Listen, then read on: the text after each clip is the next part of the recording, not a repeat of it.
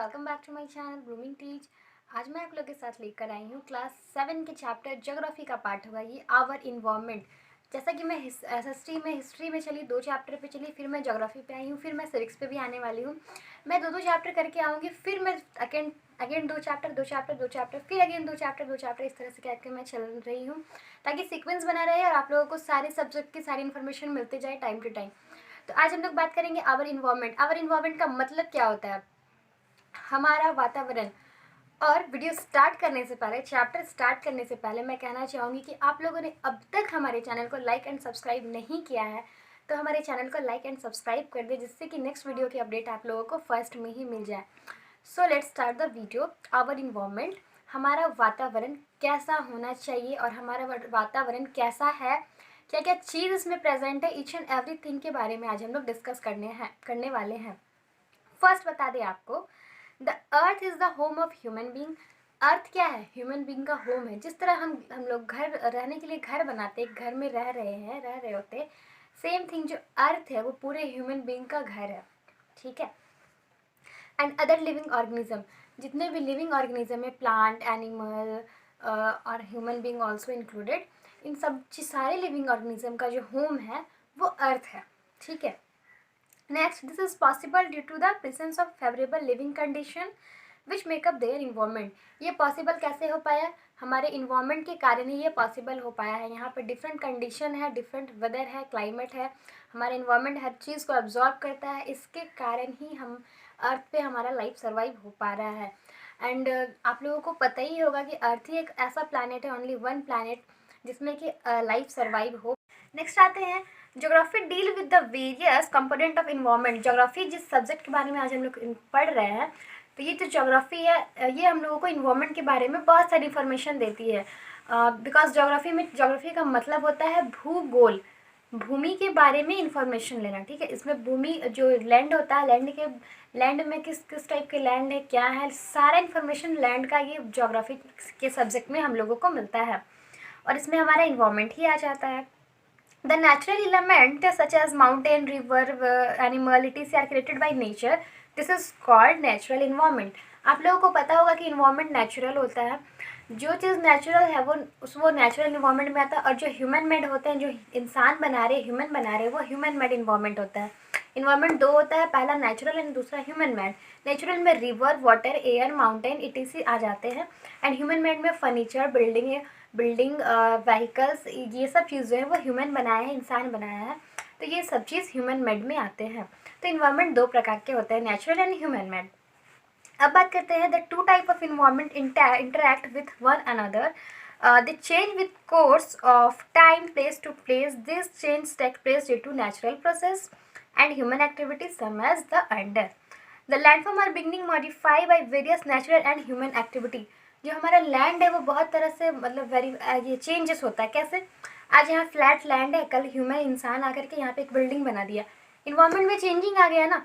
एक फैक्ट्री लगा दिया, इन्वायरमेंट में चेंजिंग आया, फैक्ट्री बन रहा है, फैक्ट्री में प्रोडक्शन हो रहा है, उस प्रोडक्शन से उसमें से ये स्मोक निकलते हैं, धुआं निकलते हैं, बहुत सारी चीज़ें निकलती है, वेस्ट मटेरियल। तो इससे इन्वायरमेंट को इफेक्ट पड़ता है और कहीं ना कहीं इन्वायरमेंट में चेंजिंग भी आ जाती है। तो इस तरह से इन्वायरमेंट चेंज हो जाता है। Every day some species of plant and animal become extinct and new species evolve. We experience change in the climate condition for the different season. हम लोगों को एक्सपीरियंस है क्योंकि डिफरेंट सीजन में क्लाइमेट डिफरेंट हो जाते हैं, तो इस सब चीज़ों का हम लोगों को एक्सपीरियंस है। जैसे समर सीजन में समर का टाइम होता है, ये जो वेदर होता है बहुत हॉट होता है, विंटर में बहुत कूल होता है तो बहुत ठंड लगती है, रेनी सीजन में बहुत बारिश होती है। तो सारे वेदर हम लोगों को सारी इन्फॉर्मेशन पता है और चेंजिंग भी पता है कि किस इन्फॉर्मेशन में क्या क्या चेंजिंग होती है। तो ये है नेचुरल इन्वायरमेंट। नेचुरल इन्वायरमेंट के कारण, नेचुरल कॉजेज़ के कारण ये सब चीज़ होती हैं, वेदर में चेंजिंग, सीजन में चेंजिंग, ये सब चीज़ नेचुरल, जिसको हम लोग बदल नहीं सकते। अब आता है नेचुरल इन्वायरमेंट का जो अर्थ है, अर्थ में कितना लेयर है एंड वो लेयर किस किस टाइप का है, सब कुछ जानेंगे हम लोग इस चैप्टर में। We have already learn that about the 4 major domains of the earth. हमारा जो अर्थ है उसमें 4 डोमेन्स है, 4 पार्ट है। पहला है lithosphere, hydrosphere, atmosphere, biosphere. 4 layer है अर्थ में टोटल। उसकी मैं पिक्चर भी आप लोगों को दिखाऊंगी। पहला lithosphere, hydrosphere, second, third atmosphere and fourth biosphere. अब सबके बारे में स्टेप बाय स्टेप हम लोग जानेंगे। एटमोस्फेयर, लिथोस्फेयर में होता क्या है? The rocky outermost layer of the earth called lithosphere. Rocky, जहाँ पे रॉक बहुत सारा पाया जाता है, उसको हम लोग बोलते हैं lithosphere. The term lithosphere means Rocky crust is include the crust and upper part of the mental. ये अपर पार्ट में होता है और इसमें रॉकी मतलब ये माउंट जो पहाड़ होता है, पहाड़ पत्थर का टुकड़ा वगैरह बहुत पाया जाता है, इसलिए इसको रॉकी बोला गया। Next, the average thickness of the lithosphere about 100 kilometre. ये थिकनेस कितना होता है? 100 किलोमीटर ये थिक होता है। अब the upper most part of the lithosphere from a thin layer of soil. इसका जो अपर लेयर होता है वो बिल्कुल सॉइल का बना होता है, मिट्टी का बना होता है, इसीलिए सबसे फर्स्ट में आता है लिथोस्फेयर। हम लोग जमीन में, लैंड में सबसे ऊपर में क्या देखते हैं? मिट्टी ही देखते हैं ना, सॉइल, तो वो लिथोस्फेयर आता है। सबसे फर्स्ट पार्ट है, सबसे फर्स्ट लेयर है लिथोस्फेयर, ये अपर पार्ट। अब उसके बाद सेकेंड आता है आपका lithosphere is very important because it provide land for building houses, road, factory and for agriculture।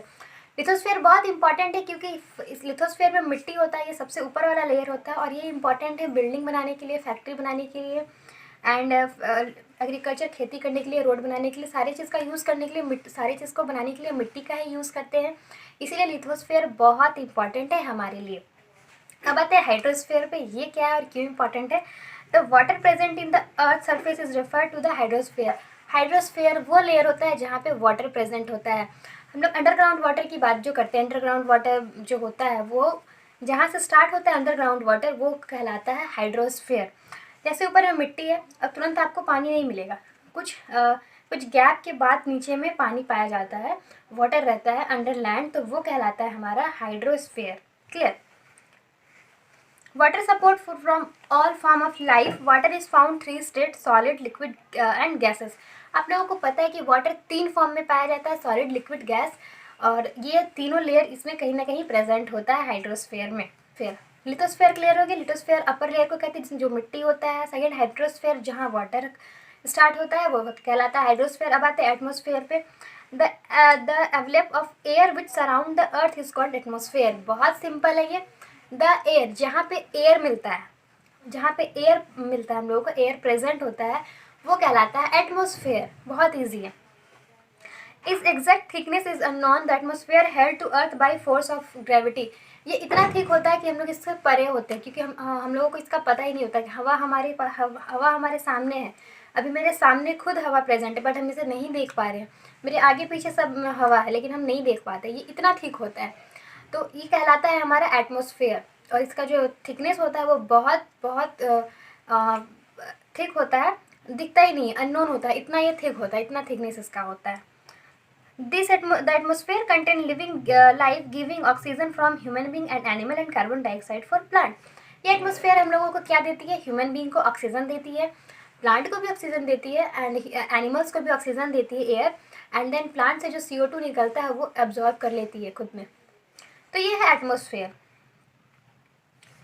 Earth would have been barren like other planet without atmosphere. अगर atmosphere होगा ही नहीं हमारे अर्थ में, तो हमारा अर्थ भी वैसे ही हो जाएगा जो जैसा अदर प्लैनेट है, बिकॉज अदर प्लैनेट में एयर नहीं है, एटमॉस्फेयर नहीं है। तो अर्थ बहुत इंपॉर्टेंट है, और हम जो सांस लेते हैं वो हवा ऑक्सीजन के थ्रू ही लेते हैं। अगर 1 सेकेंड भी हवा चलना बंद हो जाएगा, हवा शांत हो जाएगा, तो अर्थ पे लाइफ सर्वाइव करना मुश्किल हो जाएगा। इसीलिए atmosphere also important for us. Biosphere में क्या है वो देख लेते हैं। The narrow zone where the lithosphere, hydrosphere and atmosphere meet and intact is called biosphere. वैसा जोन जहाँ पे तीनों चीज मिल जाते हैं, मीट कर जाते हैं, that are called biosphere. Lithosphere, hydrosphere and atmosphere meet and interact is called biosphere. जहाँ पे तीनों का मिलना होता है वो कहलाता है biosphere. The word comes from Greek word BIOS. ये बायोस्फेयर, बायो जो है वो आया कहाँ से? तो ग्रीक वर्ड से ये बना है। This sphere support life and is thus called living world. ये पूरे लाइफ को सपोर्ट करती है और ये लिविंग वर्ल्ड कहलाती है बायोस्फेयर। बिकॉज ये बायोस्फेयर कब आता है? जब ये तीनों चीज़ मिक्स हो जाती है, तब वो बायोस्फेयर बनता है, और ये तीनों चीज़ से ही हमारा लाइफ सर्वाइव कर पाता है, रन कर पाता है, इसीलिए इसे लिविंग वर्ल्ड कहा गया है।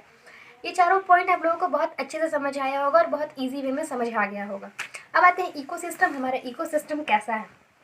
All organisms, whether belonging the plant or animal kingdom, interact with each other and are interdependent on one another. They also interact with their physical environment. The complex system of interact between the organism and their physical environment in a particular area is referred to as ecosystem.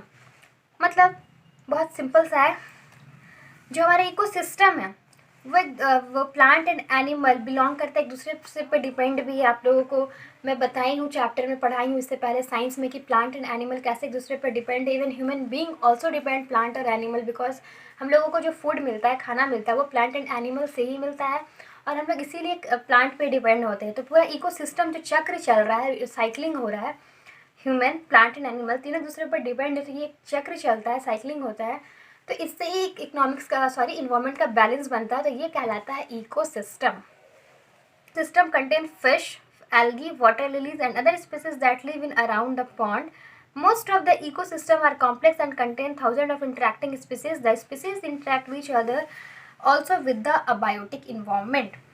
Biotic environment और abiotic environment होता है, उसमें सारे animals, insect, pond में जो रहते हैं, river में, सब इंक्लूडेड हैं एंड ये सारे मिलकर हमारे इन्वायरमेंट को बैलेंस करते हैं। अगर ये कुछ भी नहीं होंगे तो हमारा इन्वायरमेंट अनबैलेंस हो जाएगा, जिससे कि प्रॉब्लम्स आ सकती है। तो हमारे इन्वायरमेंट को बैलेंस रखने के लिए रखना भी बहुत ज़रूरी है और उसको बैलेंस करने के लिए ह्यूमन, प्लांट एंड एनिमल तीनों एक दूसरे पर डिपेंड होते हैं एंड एक दूसरे से हेल्प लेते हैं, सपोर्ट करते हैं एक दूसरे का, देन जाके कि हमारा इन्वायरमेंट बैलेंस होता है और हम अर्थ को अपना बैलेंसिंग वे में रन करा पा रहे हैं। अब आते हैं ह्यूमन इन्वायरमेंट। पे ह्यूमन इन्वायरमेंट मतलब इंसान के द्वारा बनाया गया इन्वायरमेंट। इंसान का इन्वायरमेंट कैसा है, वो क्या क्या करता है, वो हम लोग समझेंगे। तो इसमें बेसिकली है क्या, the interaction of human being with the environment is complex in nature, it varies from place to place and from time to time. Human क्या करता है, अपने नीड के अकॉर्डिंग इन्वायरमेंट से कुछ चीज़ को लेता है, जो उसको रिक्वायर्ड होती है, नीड होती है, उसको लेता है and place time to time change करता है अपने नीड को एंड प्लेस को भी चेंज करता है और जिस चीज़ की ज़रूरत उसे जहाँ पे है वहाँ पे जाके उसका यूज़ करता है, नेचुरल थिंग का, नेचुरल सोर्सेज का, जिससे कि होता क्या कि ह्यूमन का इन्वायरमेंट एक बन जाता है। उसको अपनी चीज़ उसको जो चीज़ की ज़रूरत है वो उसको पूरा करेगा नेचुरल रिसोर्स के हेल्प से और वो अपना इन्वायरमेंट एक बना देता है। आज के टाइम पे क्या हो रहा है कि ह्यूमन अपने नीड को पूरा करने के लिए इतना नेचुरल रिसोर्स का यूज़ कर रहे हैं, मिसयूज़ भी कर रहे हैं, जिससे कि हमारा इन्वायरमेंट बहुत इफ़ेक्ट पहुँच रहा है। सारे वाटर पॉल्यूटेड हो गए हैं, एयर पॉल्यूटेड हो गया है, सब कुछ अनबैलेंस हो रहा है, जिससे कि बहुत प्रॉब्लम हम लोगों को हो सकता है फ्यूचर में। तो इन सब चीज़ों से बचने के लिए हम लोग क्या कर सकते हैं कि अभी से हम लोगों को संभलना होगा, थोड़ा सा बैलेंस करना होगा, यूज़ कम करना होगा नेचुरल रिसोर्स को, ताकि एंड हम लोगों को पॉल्यूशन कम करना होगा, जिससे कि हमारा इन्वायरमेंट पूरे थोड़े फ्यूचर के लिए सेफ रहे, सुरक्षित रहे। आइए बात करते हैं ह्यूमन इन्वायरमेंट इंटरेक्शन की। ह्यूमन इन्वायरमेंट में इंटरेक्शन कैसे होता है। In spite of all development, the physical environment still provide human being with the material needs. The primary activities farming, fishing, forestry and mining still provide food and raw material without which advanced society can't survive and progress. जो human का environmental interaction है, हम लोगों को human जो activity करता है, first farming, fishing, forestry, mining. Farming करना, खेती करना, फिशिंग मछली पालन, फॉरेस्ट्री जंगल में पेड़ वेड़ लगाना का उस सब का ख्याल रखना, फॉरेस्ट्री माइनिंग करना, बहुत कोयले की खाने तो कोयला निकाल रहे हैं, जो कुछ भी अदर मेटल की खाने तो वो निकाल रहे हैं। ये सब चीज़ करने से हम लोगों को क्या मिलता है, फूड मिलता है, जिससे कि और रॉ मटेरियल, जिससे कि प्रोडक्शन होता है कुछ सारी चीज़ों का, और ये चीज़ हम लोगों को मिलेगा नहीं तो हमारा लाइफ तो सर्वाइव हो ही नहीं पाएगा, हम खुद ही अनबैलेंस हो जाएंगे। इन सब चीज़ों को करने के लिए ये फार्मिंग, फिशिंग, माइनिंग, फॉरेस्ट्री करना होता है, देन जाके कि हम लोगों को प्रोडक्शन फूड मिल पाता है और रॉ मटेरियल मिल पाता है प्रोडक्शन करने के लिए। तो ह्यूमन इन्वायरमेंट इंटरेक्ट खुद ही हो चुका है इन्वायरमेंट की ओर, बिकॉज उसको नीड है इन्वायरमेंट का, इन्वायरमेंट से ही हर कुछ मिलता है हम लोगों को। Human being and their activity also represent the greatest danger to the environment. Right from the dawn of human civilization, people have not only used nature for their existence and fulfillment of need, but also exploit and misuse to certain extent. They have distribute the nature balance of the environment. ये मैं पहले ही आप लोगों को बता दी। Human अपने need को पूरा करने के लिए नेचुरल रिसोर्स का बहुत हद तक यूज़ कर रहे हैं एंड अब ह्यूमन इस हद तक आ गए हैं कि वो मिसयूज़ भी करते हैं नेचुरल रिसोर्स का, जिससे कि हमारा इन्वायरमेंट अनबैलेंस डिसबैलेंस हो रहा है। तो इन सब चीज़ों से बचने के लिए हम लोगों को थोड़ा सा सेफ रहना होगा, थोड़ा कम यूज़ करना होगा। नेचुरल रिसोर्स का जितना आपको नीड है, जितना रिक्वायर्ड है उतना ही यूज़ करें, मिसयूज़ ना करें और इन्वायरमेंट को पॉल्यूटेड ना करें। ये चीज़ हम लोगों को करना होगा, खुद को हम लोगों को जागना होगा, एक्शन लेना पड़ेगा। देन जाकर ही हम लोग फ्यूचर में अपना लाइफ को सही सर्वाइव कर पाएंगे। अब आते हैं इन्वायरमेंट पॉल्यूशन पे। हमारा इन्वायरमेंट जो है किस तरह से पॉल्यूशन हो रहा है। तो पता ही है कि इतने सारे टेक्निक चीज़ आ चुकी है, इतनी इंडस्ट्री है, फैक्ट्री है, इतना टेक्निक हाई हो चुका है कि डे बाय डे हमारा इन्वायरमेंट पॉल्यूटेड होते जा रहा है और बहुत हाई वे से हमारा इन्वायरमेंट पॉल्यूटेड हो जा रहा है। तो हम लोगों को करना क्या होगा कि जितना रिक्वायर्ड है, जितना नीड है, एंड उस उतना डर्टी चीज़ को उतना हाई केमिकल को यूज़ नहीं करना होगा जिससे कि हमारे इन्वायरमेंट ज़्यादा पॉल्यूटेड हो। हमें कम से कम केमिकल चीज़ों का यूज़ करके उसे कम पॉल्यूटेड बनाना होगा इन्वायरमेंट को। देन जा कर के ही हम अपने इन्वायरमेंट को बचा सकते हैं, ग्रीन इन्वायरमेंट रख सकते हैं। तो मैं यही कहना चाहूँगी कि इन्वायरमेंट को ग्रीन रखना है, अर्थ को सेफ रखने के लिए हमें नेचुरल रिसोर्स का मिसयूज़ नहीं करना होगा और जितने भी यूज़ हम लोग कर रहे हैं वो लिमिटेड वे में करना होगा। रिक्वायर्ड है तभी कीजिए, मिसयूज़ मत कीजिए। इंडस्ट्री वगैरह जो भी लगता है वो नॉर्मल रहे तो ही सही होगा। एंड आई होप आप लोगों को वीडियो समझ आया हो। इकोसिस्टम, आवर इन्वायरमेंट, हमारा इन्वायरमेंट कैसा है, क्या क्या रिसोर्स है, अर्थ के लेयर कितने हैं, उस लेयर में क्या क्या चीज़ पाया जाता है, देन इन्वायरमेंट ह्यूमन का कैसा, ह्यूमन कैसे कैसे इसको पॉल्यूटेड कर रहा है एंड कैसे इसे सेफ रखना है, इतना सब चीज़ इस वीडियो में आप लोगों को बताई। नेक्स्ट वीडियो में नेक्स्ट चैप्टर पे मिलते हैं, तब तक के लिए थैंक यू वेरी मच।